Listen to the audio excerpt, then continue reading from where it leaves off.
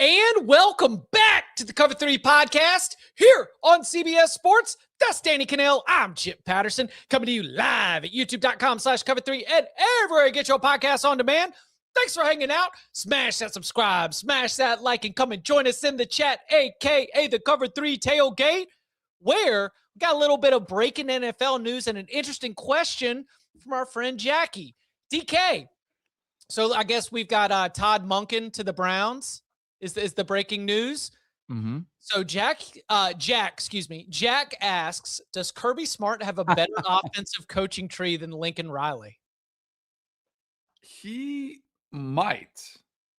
It's just Todd. Hold on.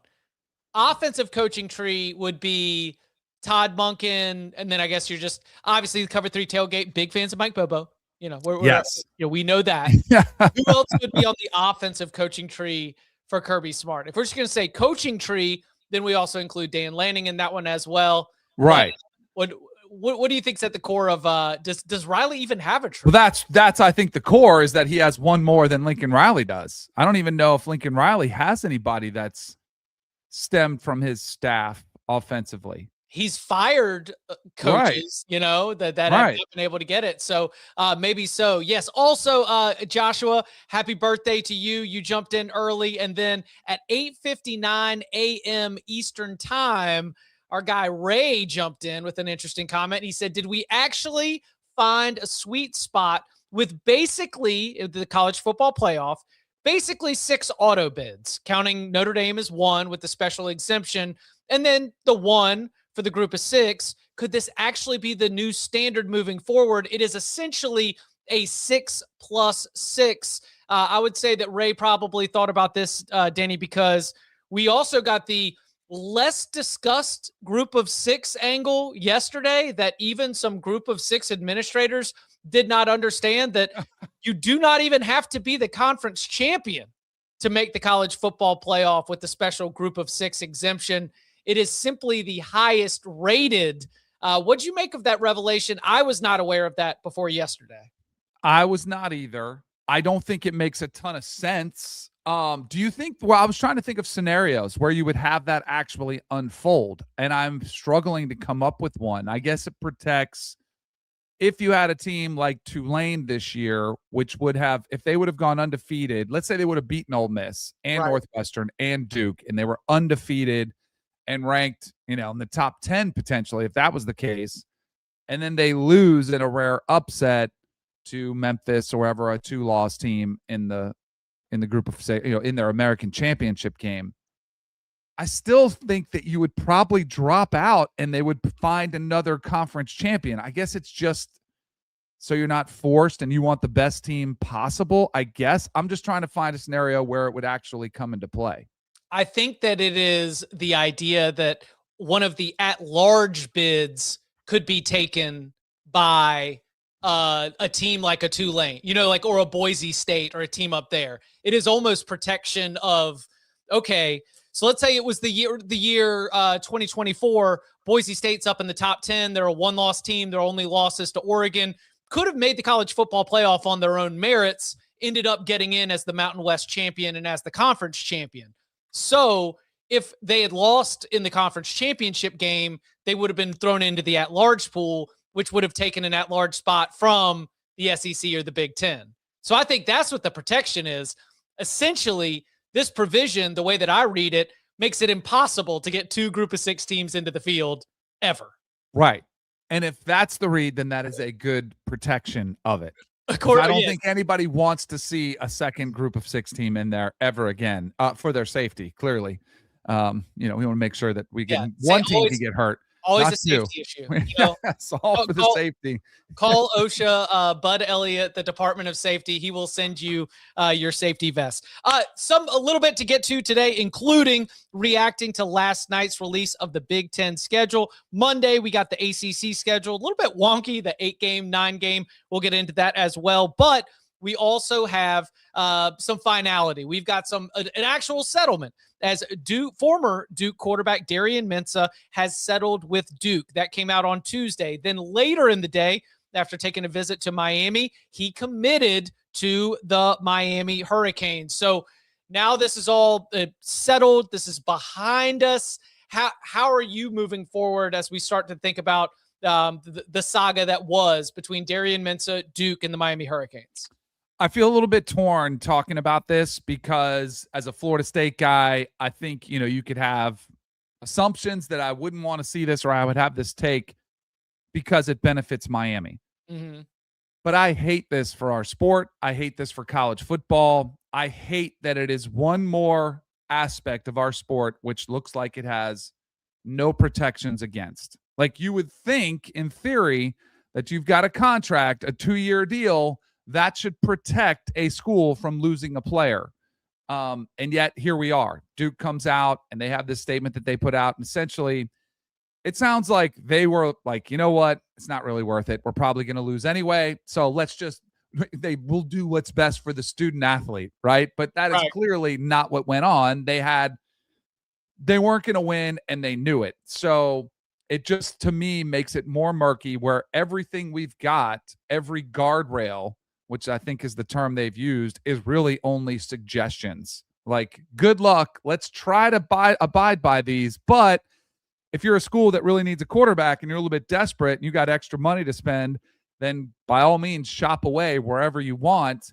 And this really does put Duke behind the 8 ball. I know they went out and signed a quarterback, but this just really puts them in a tough spot. They had one of the better quarterbacks in the ACC, if not the country, for 2 weeks of the transfer portal. I'm sure they were a little bit worried and keeping aware of the situations, but ultimately, listen to Tom Fornelli. Tom Fornelli told you if you have a quarterback, we all said that. Like, but I don't even think any one of us were like, Duke is a viable option because he was getting $4 million over, $8 million over 2 years. I think all of us would have been like, well, thankfully for Duke, they can feel pretty good. Well, as we've learned now, I don't think anybody should sleep safe, and sleep comfortably, feeling like your roster is completely set. It's a mess. Cooper Barkate also took the visit with him. So that means if you are Duke, to your point, you thought you had Darian Mensah, you thought you had Nate Shepard, the very talented young running back, you thought you had Cooper Barkate, you thought you had a core as the reigning ACC champions to be able to go into 2026 to try to go make a run at it again. Now it's a very, very different outlook. And I do wonder if some of this is, for the future. I've heard bits and pieces of this, that when a player is deciding to leave in this world of freedom of movement, that sometimes being more player forward is a way to be able to allow yourself for future players. Like you're saying, okay, look, we are going to show that we are on your side. And that's what the statement read to me. You've always been in support of players being able to capitalize on themselves. It's them trying to save face to make it look like, hey, don't go to Duke because, they're going to go crazy and sue you and take all your money if things don't go well. They want to at least make sure that they seem very much in the corner of the player for the future players that they're going to be trying to attract with NIL. And I remember the first year of NIL when there were some question marks about what it would look like. And Bud has been one that's been all over it since day one, was like, what school wants to sue your own player? To prevent him from going somewhere else, because it is a bad PR look. I think schools are getting more aggressive. I think they're trying. Again, I think this is more about Duke realizing they couldn't win, so they said, let's just cut ties, and then you save face. But at some point, somebody's got to step up and do the, quote, right thing and fight one of these players. And I just think Duke realized it was a fight they couldn't win, so they said, let's just cut ties. It stinks. It just really does.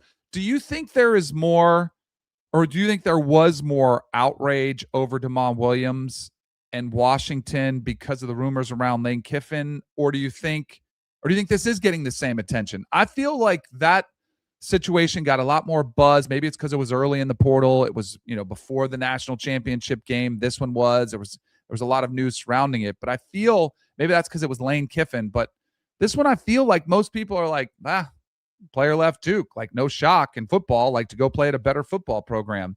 But I almost feel like it's become accepted now that, yep, this is how it is.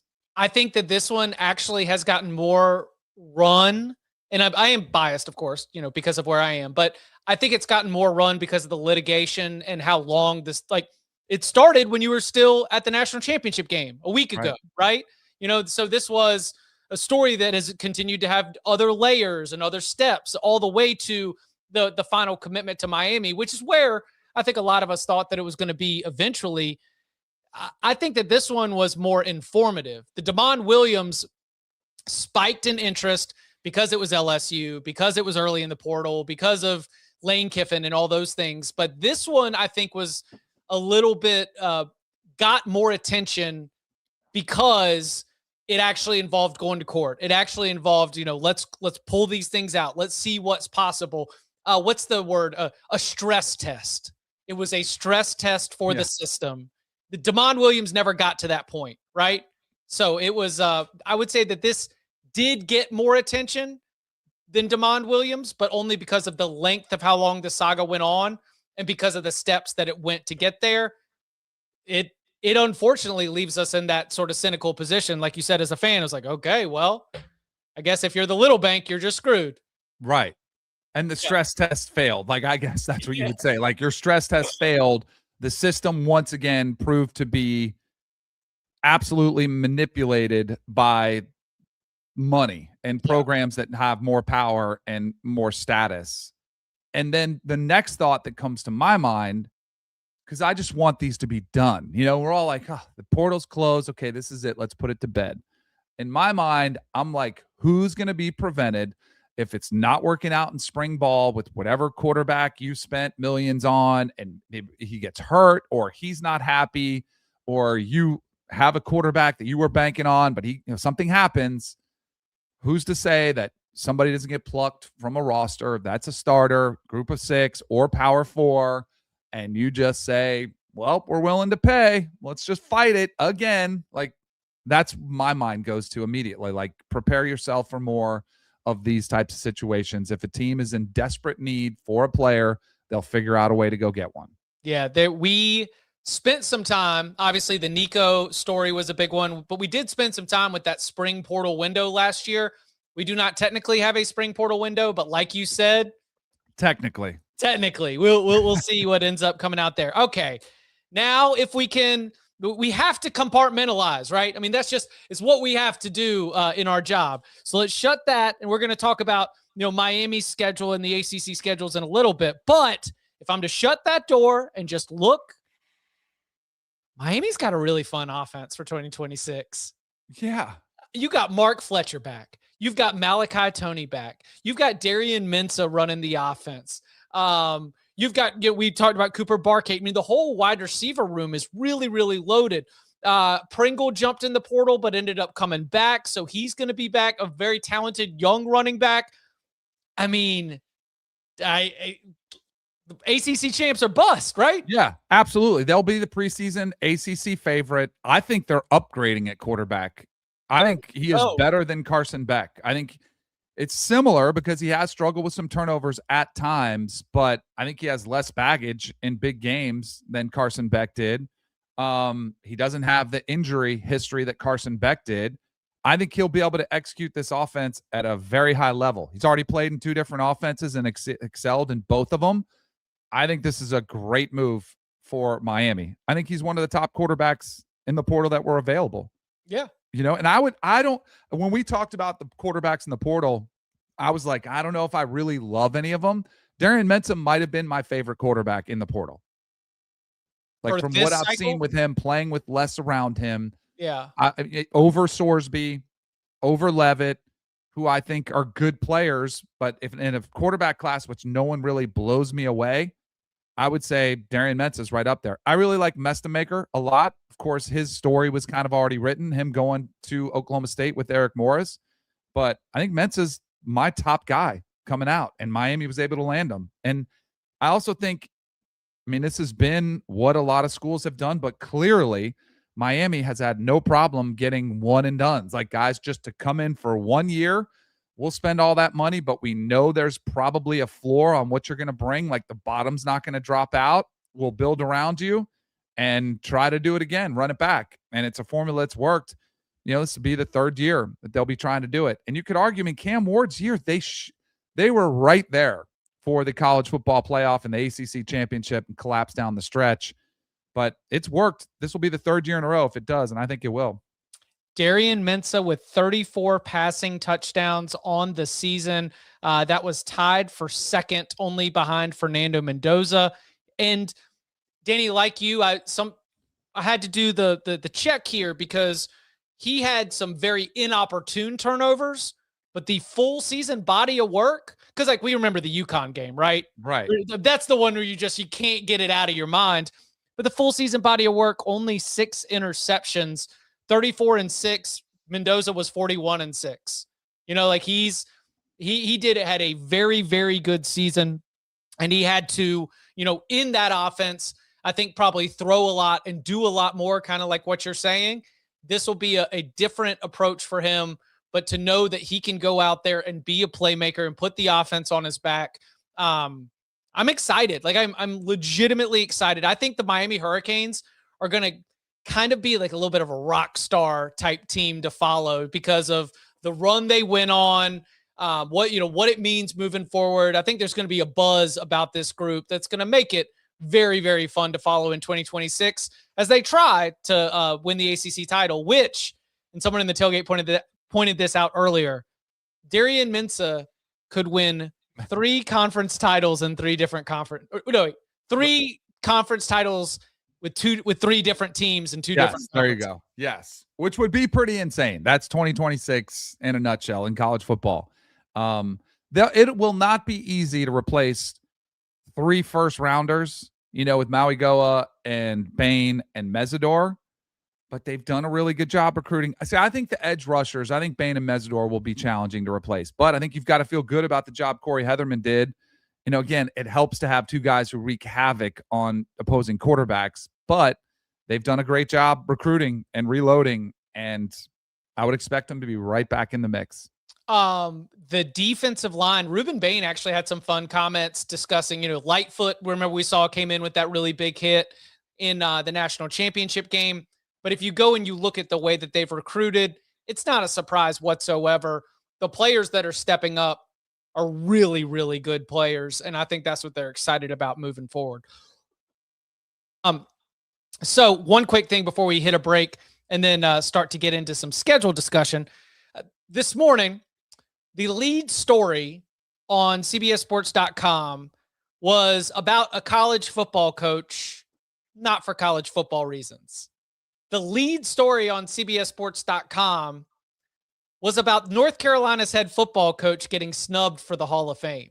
And the question was posed last night, in our college football editorial workroom, what is the college angle here? Saw Michael Lombardi making some statements as well, coming out like shocker. Lombardi's coming out here with some supporting his guy. Supporting his guy. Do you think there will be any impact, motivation, edge, discussion? Like how will the Hall of Fame snub of Bill Belichick bleed over into North Carolina's 2026 season? I don't think it has any impact. Okay. Like I'm sure other than Bill Belichick and his girlfriend being pissed off, and anytime they can take a shot at the NFL Hall of Fame voters, I think they will. They'll take that opportunity. But like, is there a chip on the shoulder of those players? No, not of the players. Right. Like, I don't think they have it. So I don't know what impact it has, if any, on North Carolina's football season. I think it's ridiculous that he didn't get in, which is about as close to a unanimous decision or opinion that I've seen. I haven't seen one person really stand up and boldly make the case why he shouldn't be a first ballot. Have you? No. Like the only person I've seen that was suggested was Bill Polian, because he was supposedly the voter that was, saying it was Spygate. And are we sure we want to do this? But he came out already and denies, like, it wasn't me. Now, if you believe him or not is something else, but no one even wants to put their name to it. They just voted for it or against it. And now you've got this scenario that's unfolded. I'm probably more surprised if you have looked at the retreads that have been hired in the NFL coaching cycle. I am probably more surprised that Belichick is not back in the NFL.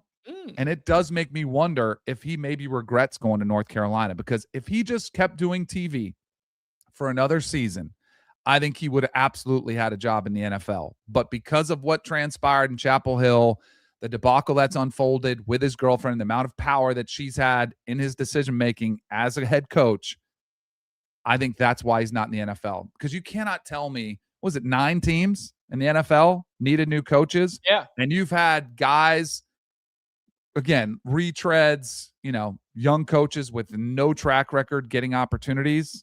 I think Bill Belichick absolutely would have had a job if he would have just stayed in television and not taken the college gig. So from that standpoint, for your question, I wonder if deep down, if Bill Belichick is like, man, I should have just waited it out. I would have been back and been able to chase the record. Yep.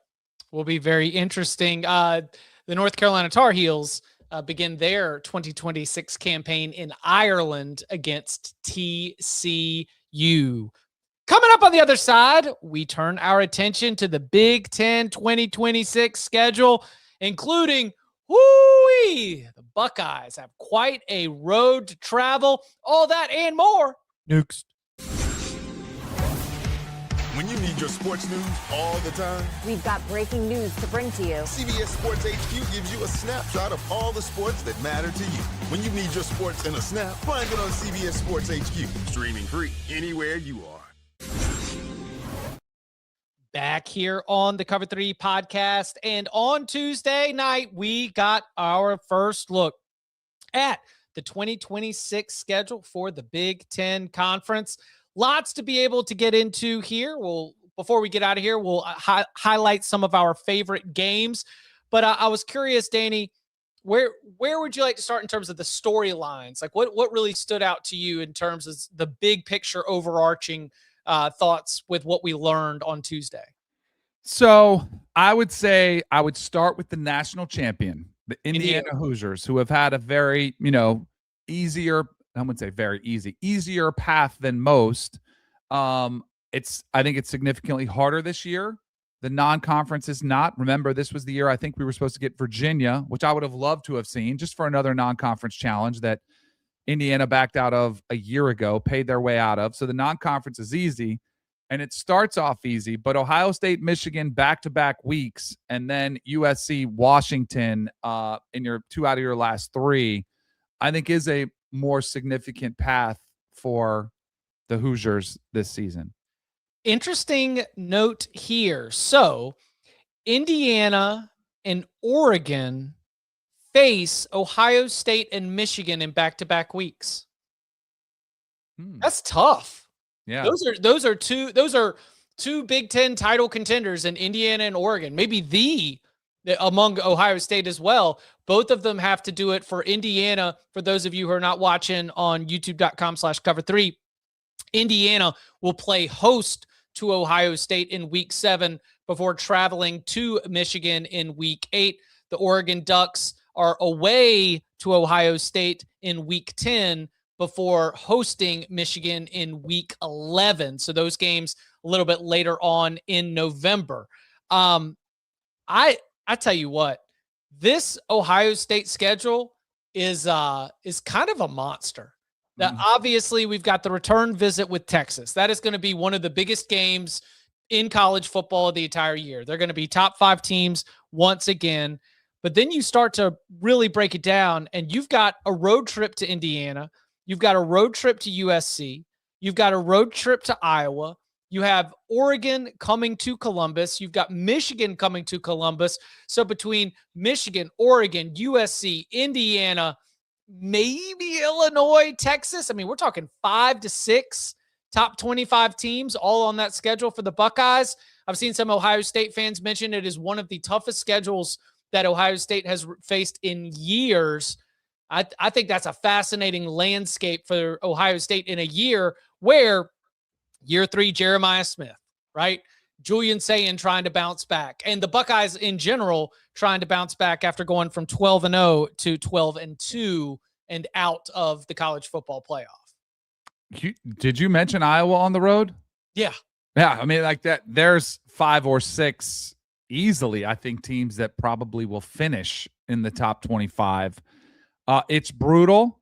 I think the question will come up, like, what record gets you in? I think 10-2, you are safely in to the college football playoff. And I think it's one of those schedules that if you're 9-3 and you beat the right ones and one's a tough loss, I think they could be in that conversation for a 3-loss team. And I'm sure Buckeye fans are like, hey, we're going to cruise again. We're just going to run the table, which maybe they do, but that is going to be and I think Texas will be a much tougher matchup than it was last year. That was Arch's first game. Arch is much improved. This one's on the road.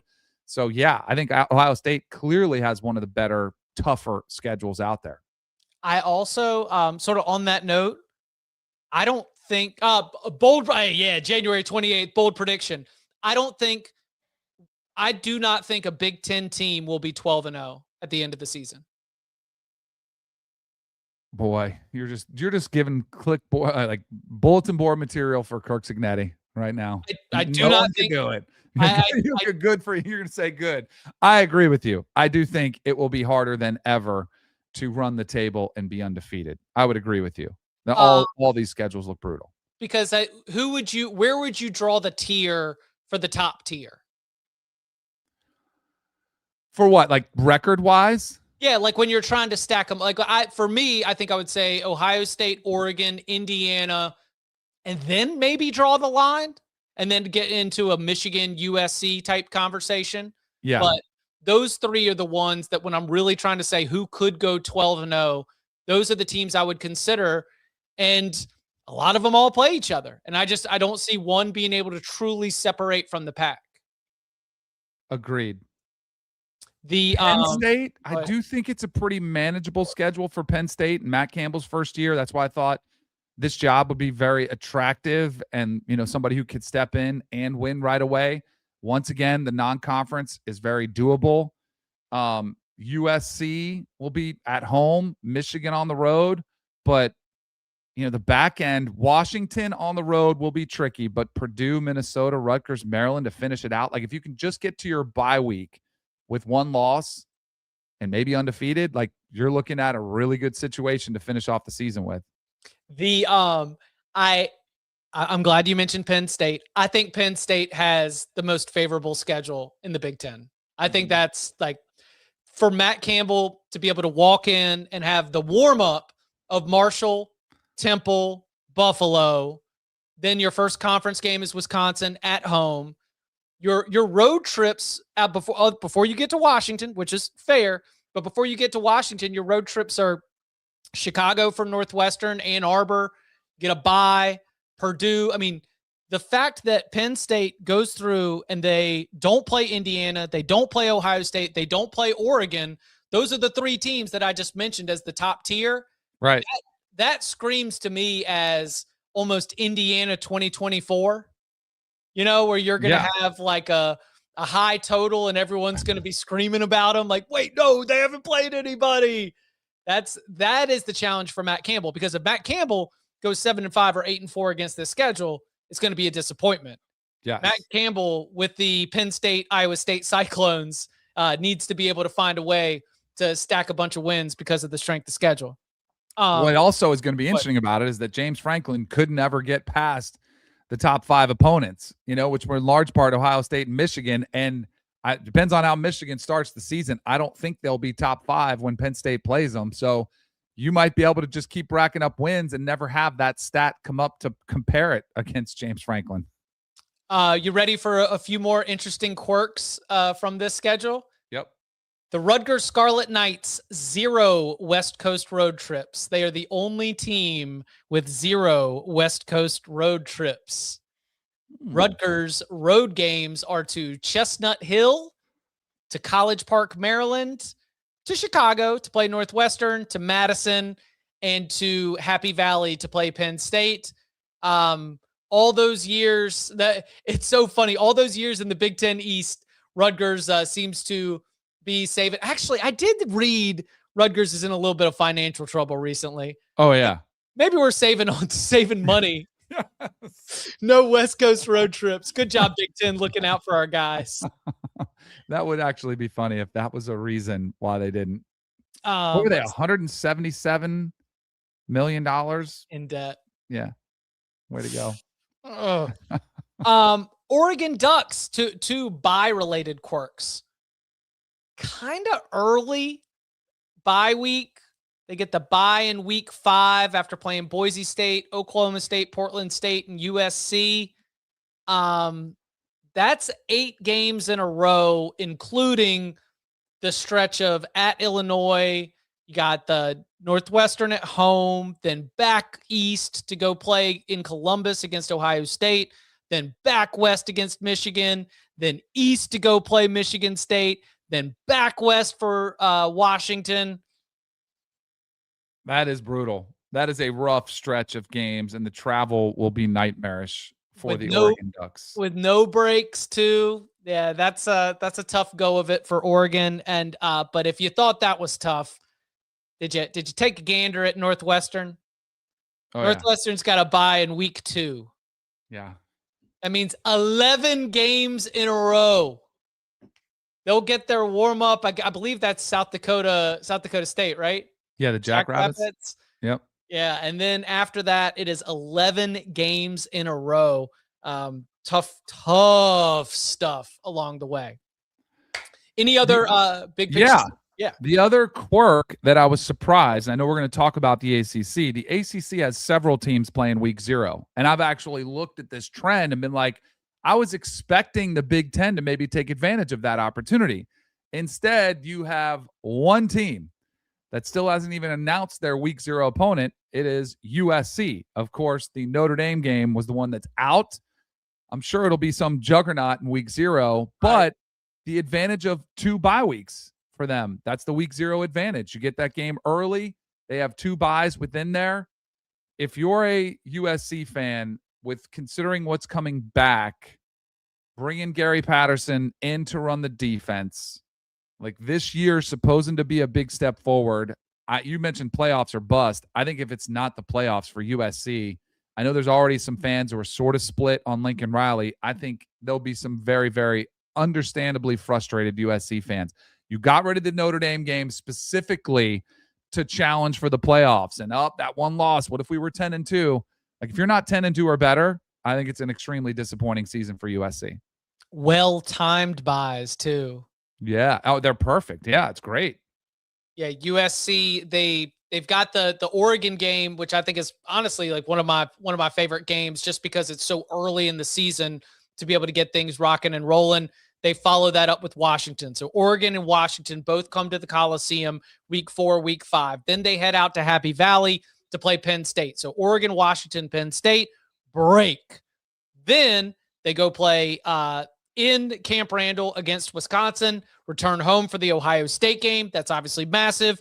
Break, reset, and then they play Indiana. So that means a break between Ohio State and Indiana, a break after the Oregon, Washington, Penn State run. So in terms of trying to figure out the rhythms of the season, another thing that we always like to look at, then I would say that that's an advantage here for the Trojans. Huge advantage. Big year for them. Do you have I've got a list of my favorite games. Ooh, what you got? Okay. You want me to go 5-1 or 1-5? 5-1. I want some drama to build up. All right. My number 5 favorite game on the 2026 Big Ten schedule, Indiana at Michigan. I like Indiana at Michigan. This game's on October the 24th because the Hoosiers are going to get to not only go to the Big House, but this is a really good coaching matchup between Kyle Whittingham and Curt Cignetti, 2 coaches that are very much going to be trying to establish an identity and a culture, and this is going to be a good test against each other for Indiana. I think that you have a little bit of a trap spot because it is the week after you play host to Ohio State. So win or lose, are you either going to get caught on the other side of it? So I like that as a good test for the Hoosiers. Indiana at Michigan, October 24th is my number 5. Love it. I think it's an outstanding game for number 5. Curious to see where you're going with 4. Oklahoma at Michigan. Sooners coming to town. Return visit. The idea that game ended up meaning so much to Oklahoma by the end of the season, really helping them be able to get into the college football playoff. Can Michigan with Kyle Whittingham be able to get that same kind of success. And also September 12th, let's go early season. I need it, need it along the way. Absolutely. And the game was not that far off last year in Oklahoma with Bryce Underwood, another year of experience under his belt. You mentioned Kyle Whittingham. I think the coaching staff will be better. Huge opportunity for them at the Big House. Number 3, November 7th, Oregon at Ohio State. We remember the classic 2 years ago when the Buckeyes went out to Eugene. The Dan Lanning rule put into place because of the 12 men on the field. What are we going to see from two teams that are absolutely going to be competing for the Big Ten title? Julian Sayin against Dante Moore. One of the topics that we'll have coming up a little bit later on, who are the best returning starting quarterbacks? If Julian Sayin and Dante Moore are not very high on your list of the top returning starters in all of college football, then you're going to be like sorely, sorely mistaken. So I've got Oregon at Ohio State in the shoe as my number 3. That's November 7th. Love it. I have high expectations for Oregon. I have high expectations for Ohio State. I mean, and if it does, one of them's going to take an L. It gives you that less room for any sort of leeway going down the stretch. That's a really good one. No 12-0, Danny. I'm telling you, there will not be a single 12-0 team in the Big Ten. I'm going to find one. I'm going to find one. It's gonna be number 2. Yeah.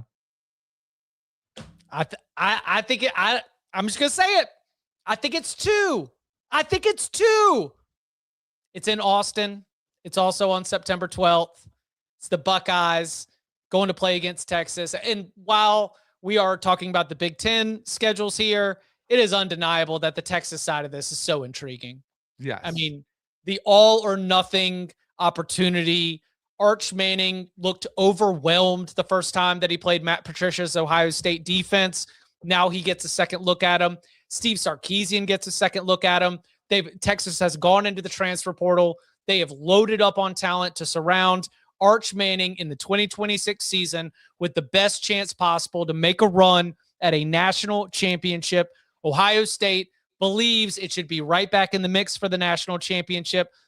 Both of these teams should be in the college football playoff next season. So yeah, it seems like I'm getting low-hanging fruit, but yeah, my number 2 is Ohio State at Texas, September 12th. I think it'll be a better game than last year because Julian Sayin didn't light it up either. He was making his first start too. Now you've got 2 experienced quarterbacks with a lot of weapons around them. I think that game will be better than last year's game. Pick a winner. January 28th. I'll go Texas at home. Texas at home. That would feel proper for the split. Yeah, I think so.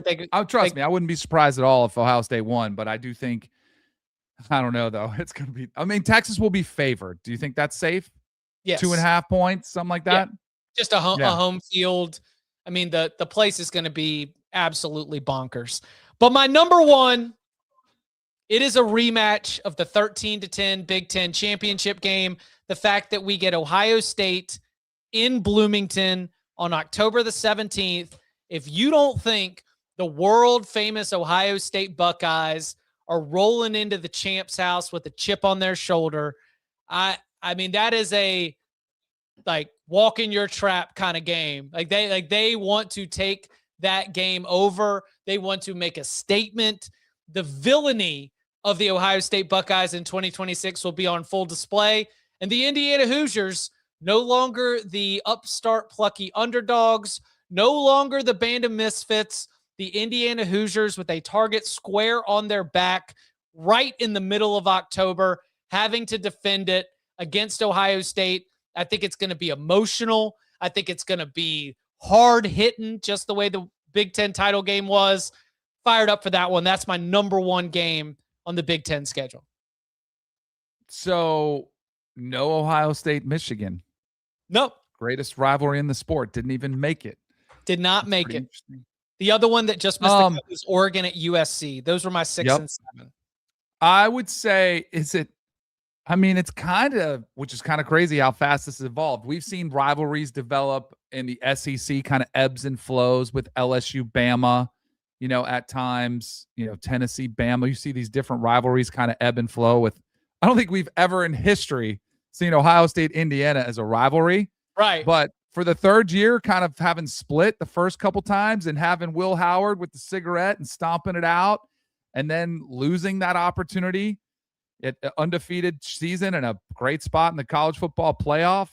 Yeah, I think when you wrote it down, when you had Indiana, Michigan at 5, in my notes, I was like, oh, Indiana, Ohio State is not going to make the list. So I'm glad you had it at 1 because that was my first reaction. I think it's awesome. Yeah, the Iron Bowl has at times, like, remember when we were like, the Iron Bowl some years is a regular game?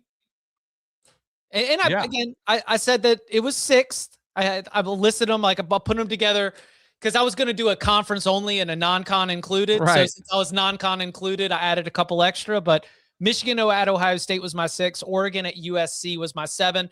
And the other part of that, too, is I kind of like the mid-October date in terms of a check-in, a tone setter. That Ohio State-Oregon game was in early, like October 12th, a couple years ago.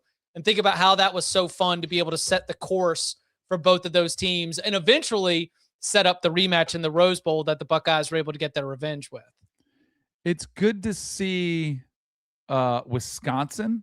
Now, the schedule is not easy, but for back-to-back seasons, they had maybe 1, 2, or 3 as far as toughest schedules in the country because they had Bama, both of those. Now, they still get Notre Dame. That will not be easy week 1. But I do think it is more manageable for Luke Fickell without Ohio State, without Penn State, or they do have Penn State, without Michigan. I think this is an opportunity for Luke Fickell to save his job for another season. I think they're going to be better.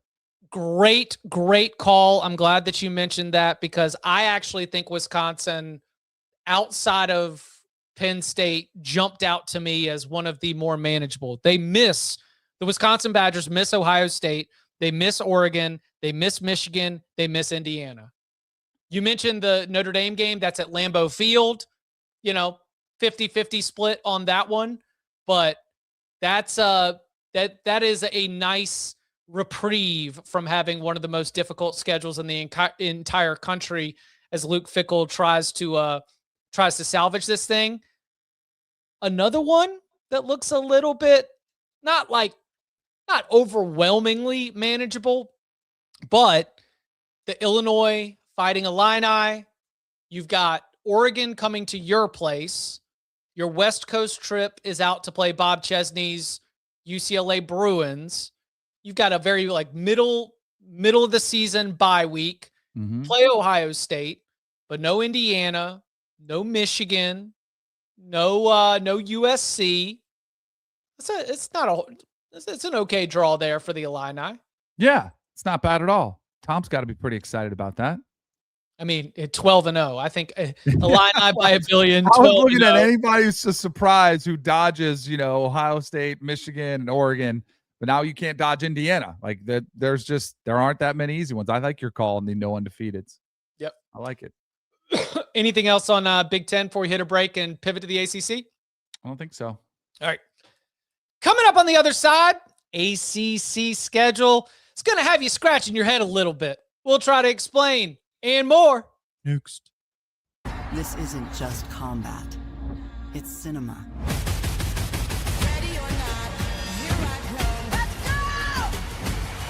Are you not entertained? The new home of UFC, Paramount Plus. Back here on the Cover 3 podcast. Yes, on Monday, we got the ACC schedule released, which included conference title game moving to Saturday afternoon. I like it. Yeah, and I wonder, do you think there was any negotiating as far as who got Friday night? Because the Big 12 is moving to Friday night. The Big 12 had the noon slot on Saturday. Do you think that was because, and I'm sure we'll talk about this, but there are a lot of ACC games on Friday nights, which I kind of like. I know some coaches don't, but I don't know. I'd rather have a primetime Friday night leading into than noon, but I think anything is better than going up against the Big Ten, so anything to get out of that window, I think is attractive for the ACC. I think that, so the Friday, first of all, I'm glad that we have one of them on Friday night. Yeah, it's great. You might not remember, the Pac-12 was on Friday night. Then, Pac-12 is coming back, but, in a very different form. So the Big 12 moves into that spot. Like on Friday night this year, I was thinking there should be a power conference. I mean, it was great. Would we have the American on Friday night this past year? But to be able to get the Big 12 on Friday night, I think that the ACC moving into that spot will be it'll be a proper spot for the ACC just to get everything started. Also, maybe not quite as cold and damp. Right, Charlotte. exactly. Cold and damp. And it'll have a little bit of the feel of the round of playoffs when we get the one Friday night game and then you get noon 4-8. Like, it's kind of nice for college football fans to be able to just focus on, one great game at a time. Yep. So let's go. Let's start again with the schedule, sort of big picture, overarching. What were some of the things that stood out to you? So similar. I'll start with the team that lost in the national championship. And now I think this is a theme greater than Miami, but I just mentioned the Friday night games. Mario Cristobal is on the record. He did an interview. I forget who it was. We played it back, but he does not like. He likes football on Saturdays, which I think we all do. We all like college football on Saturdays. He said, I don't want any of them. And well, what do you reward him with? A whole bunch. One Monday, and you get 3 Friday night games for the Miami Hurricanes. But I think this is smart for the ACC to try to feature some of their bigger brands on Friday night. The Florida State-Virginia game, the overtime game, which was wild, was the highest rated Friday night game ever for a college football game. I think you'll see that trend continue. It's a great opportunity to get the most eyeballs, to showcase your better brands. And if you get great games, of course, it helps. So I'm sure Mario doesn't feel great about it, but I think it's great to showcase these, your best products in a mostly unobstructed window. There will be, I know Fox has taken some Friday night games, and there's a couple others on there. It used to be, I used to call this game with ESPN, and that was the big sell to the broadcasting team, was you are the only game on. Now there's a couple, but for the most part, if you're a Power 4 brand and you're playing on a Friday night, almost everybody's watching, which I think is great. Yeah, the Stanford opener at Stanford will be Monday, right? Mm-hmm. And then they continue on with the FAMU comes back, then the Wake Forest game, then also the Virginia Tech game. So Mario will get his wish in the fact that the Clemson game on October 3rd, the Florida State game, the Pitt game, North Carolina, Notre Dame. I mean, they've got a run of Saturday games. Yeah. It's just at the front, they will be put very much on display as the conference's, the conference jewel that is the Miami Hurricanes here in 2026. What do you make of the way the schedule lays out for the Hurricanes? I think the bye week between Clemson and Florida State is obviously very nice, but that Florida State, Pitt, North Carolina, Notre Dame, Duke, Virginia Tech, that stretch, is that's when they need to be their healthiest and playing some of their best football. Yeah, so you get geared up before that. You do get 2 of those at home before going on the road. I mean, is it kind of crazy to think that possibly the most intriguing games out of those? I mean, clearly Notre Dame is going to be huge, especially the way the narrative went this year with that game meaning so much.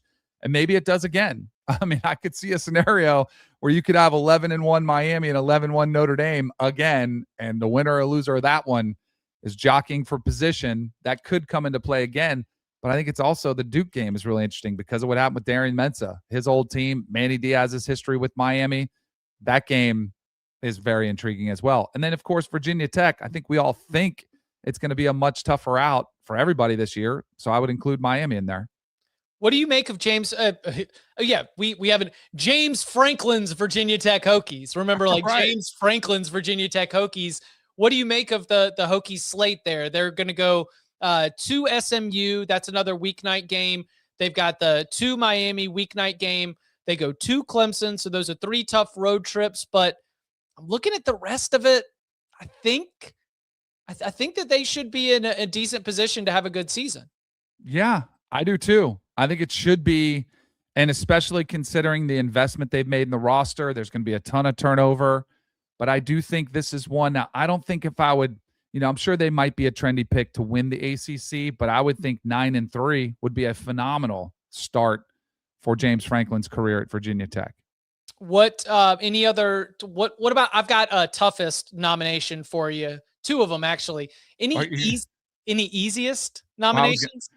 Let me see. Who did you have for the easiest schedule? I think that my answer's if you are willing to look past the non-con against Ole Miss, I think that Louisville avoiding Clemson and Miami, and obviously they can't play themselves. They do host SMU. I think it sets up well for the Cards in conference play. Overall strength of schedule, you have to take in the Kentucky and Ole Miss, SEC opener and closer.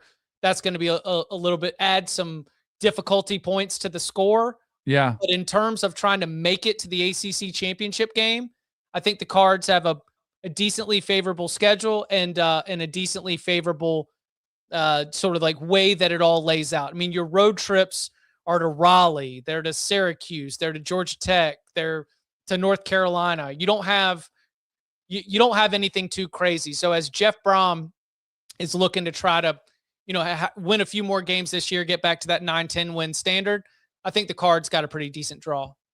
I think so too.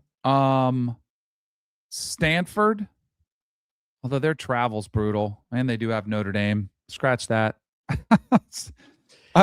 It's tough to do Stanford or Cal at all just because of what it's going to be. I mean, like think about Cal. Week 1, playing UCLA. Week 2, you're all the way out to go play Syracuse. Then you're back. Then Clemson comes to town. Then you've got UNLV. That's not far, but then, yeah, I don't know. Cal's isn't bad. Yeah, Cal's not bad. Let's go, Tosh. Let's get a good one in there. All right, now the toughest. Who is it? I mean, I love my guy Mike Norvell, but it is not an easy slate for the Seminoles this year. No, I see them on Instagram. I follow the Florida State, and they put out the schedule, and I just saw the comments strolling in, probably from Florida State fans. They're like, "Yep, 3-9. Here we go." I know it's either that or there's the over-optimistic fans, but Florida State's schedule is not easy. SMU on is that Monday night? Is that the Monday night or is that the Sunday night? That I think I can't read on my thing. I think it says 9-7, which would be Monday night, right? Yeah. So I guess the 9. And then they have to go to Alabama in a revenge game for Bama. They have Louisville, who's not going to be easy. Virginia was 10-2. They're not going to be easy. Miami on the road, Clemson, Pitt on the road, which is never easy, and then the Florida Gators to finish it out on Black Friday. Florida State schedule is not the type you would be looking for if you were a coach sitting on the hot seat. I would say that Virginia, Louisville, or let's throw in the Alabama. Oh, golly. It is rough. It is a rough slate. But you know what? There was a time Florida State said we'll play anybody, anywhere, anytime. That's what they're getting. Siri, I do think they are. I do think that the amount of week 0 games I love. I mean, I was surprised we didn't have any Big Ten except for USC. We do have several teams playing, and I do think the double bye is something I would sign up, say, give me week 0 and give me an extra bye week. So they have the first 2 games. They get a bye before Alabama. And you got a pretty rough stretch in there of 5 games. Then you get the bye before Clemson. Like, I do think the byes are the one thing you could take away and be like, all right, at least we catch our breath and get healthy. Siri set a notification for October the 18th for a Mike Norvell emergency pod. That would be going into the off week for Florida State after they've played Alabama, Virginia, Louisville, and Miami in a 5-week run.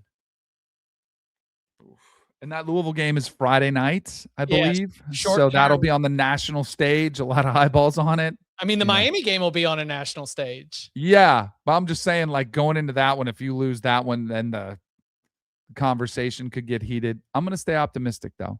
Yeah, absolutely. I mean, listen, we just try to be we're trying to prepare along the way. Yes. The North Carolina Tar Heels had an advantageous schedule in 2025. That's why their win total was set at 7.5. They finished 4-8, and now things have turned. They played Clemson last year. It was not competitive. They'll play Clemson again, this time in Death Valley, but now they're also going to welcome Notre Dame. They go to Pitt. They go to Duke. They welcome Miami. They welcome Louisville. They also have to go to Virginia, and then, of course, they will play NC State at the end of the season. I'm looking out here, Danny. I mean, it's going to be tough. You mentioned Clemson wasn't competitive. The TCU game sort of set things off on the wrong page from the get-go, and they start off with them again. Week 0, national stage. Is that one in Ireland? Is that one overseas? Yeah. Yep. So that always gets, it's early in the day, so a lot of people be watching.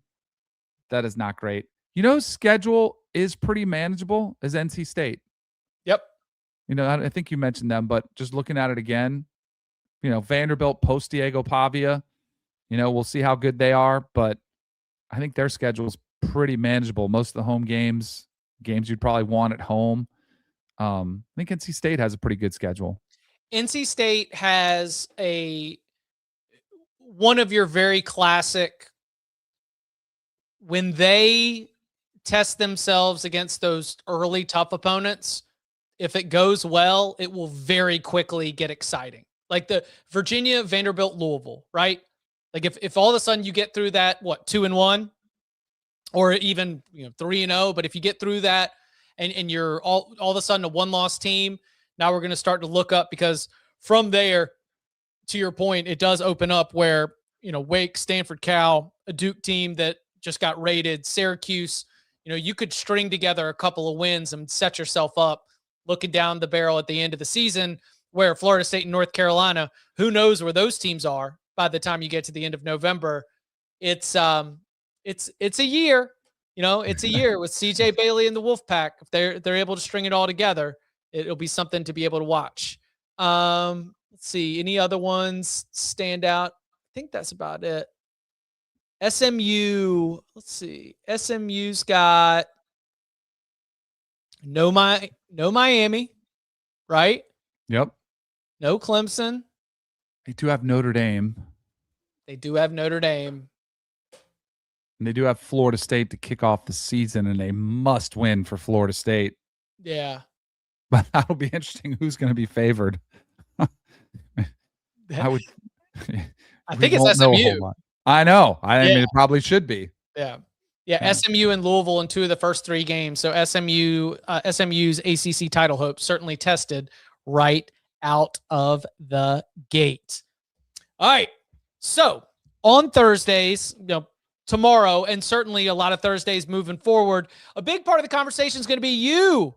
It's going to be the tailgate getting involved, both live and also from wherever you are. So what we want you to do is jump in, youtube.com/cover3, be able to get the conversation started early. Or if you want to reach out to us individually, either on social media or on Twitter @Cover3Podcast, your mailbag questions. We'll be tackling some of your questions. Thursday mailbags, the big old bag of mail is back, and we are fired up for it. So come and hang out Thursday, 11 a.m. Eastern time. And you can follow him on Twitter @Danny Kanell. You can follow me @Chip_Patterson.